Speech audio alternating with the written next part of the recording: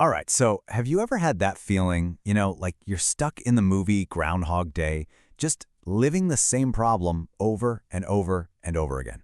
Well, in this explainer, we're going to dive into a really powerful idea that might just explain why so many of us get caught in these repeating loops in life. Yeah, it's a question I think almost all of us ask at some point.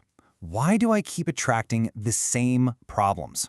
Maybe for you, it's ending up in the same kind of relationship, just with a different person. Or maybe it's facing the same money issues, no matter how hard you try. It really does feel like you're trapped, right? Like you're just stuck on a treadmill, running and running, but going absolutely nowhere. So what if the answer isn't just bad luck, or that you're somehow cursed? The idea we're looking at today suggests the answer is actually way more direct, and what's really fascinating is that it's much more in our control than we think. The idea is simple. Our reality isn't random. It's a mirror, just reflecting back what's already going on deep inside of us. Okay, so that brings us right to the heart of it all. Let's introduce the law of mirror.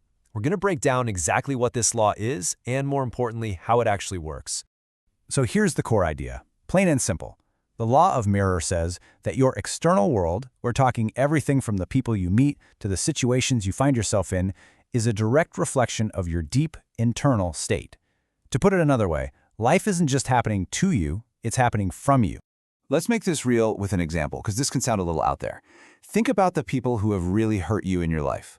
The law of mirror suggests that they were actually attracted to a frequency you were putting out, a frequency that matched a hidden part of you that deep down felt, well, unworthy of being valued. It's like you were broadcasting a signal, and they were the ones who tuned in. In a way, they're just a mirror, showing you a belief you hold about yourself. And this all points to one really powerful conclusion. Think about it. If you don't like what you see in the mirror, you don't try to change the mirror, right? You change yourself. And that's the whole point.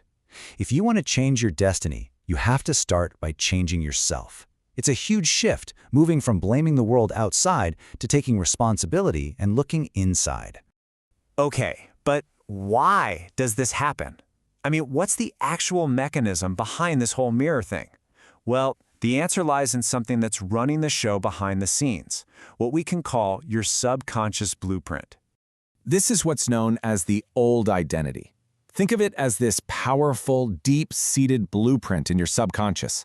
It's built from, all your past traumas and experiences, and it's what dictates almost all of your thoughts, feelings, and actions automatically. And here's the real kicker. The reason it's so hard to break these patterns, your nervous system is designed to seek out what's familiar. It literally doesn't care if that familiar thing is painful or negative. Its number one job isn't to make you happy, it's to keep you alive. And to your brain, what's known is what's safe. So even a good change, a new positive reality, feels uncertain, and that registers as dangerous. And that, right there, is why we get so stuck. So this really lays out two totally different ways of living. You've got the familiar path, the default setting, right? Which is basically get used to things being tough and then, find comfort in that struggle. It's what your brain knows. But then there's the conscious path, the path of change, and it completely flips that on its head. It says, no, become comfortable with your goal first. Feel it, live it in your mind, and then get used to actually living it for real. All right, so we get the problem, we see why we're stuck. Now for the most important part. How do we actually break the pattern? And this is where things get really exciting, because it's not hopeless. There's a clear way to do this. It really comes down to three key actions. First up, you have to be brave. That means actively doing the things that scare you. Second, you need to start following your intuition. We're talking about listening to those quiet whispers and signs that you usually ignore. And third, and this one might sound a little weird, but it's crucial, you have to remember the future. This means feeling what you want as if it has already happened.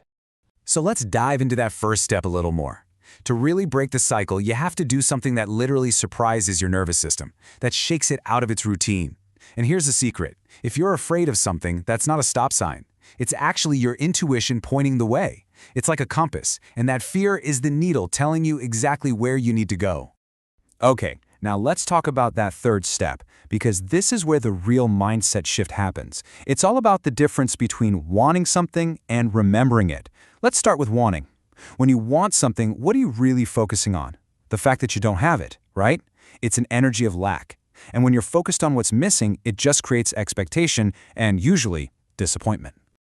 But remembering, now that's a whole different ballgame. It's a total energetic shift. Remembering focuses on a state of having. You're not wishing for it anymore. You are creating the feeling of it inside you right now, as if it's a memory.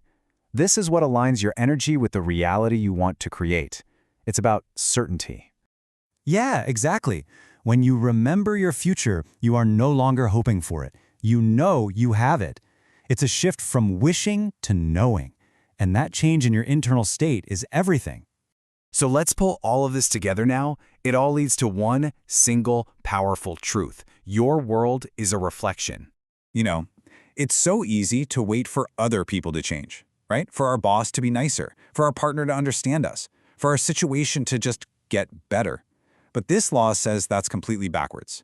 If they're just the reflection in the mirror, they can't change until the person casting the reflection, that's you, changes first. So here's the bottom line. Your reality changes when you change, period, not before. We're all taught to live in the when-then model, right? When I get the new job, then I'll feel secure. When I find the right person, then I'll be happy. This whole idea flips that upside down. You have to be happy first to allow success to find you. Your internal world is the cause, and your external reality is simply the effect. So I want to leave you with a question to really think about. Take a good, honest look around at your life right now. Your relationships, your work, your finances, your health. What is your mirror telling you today?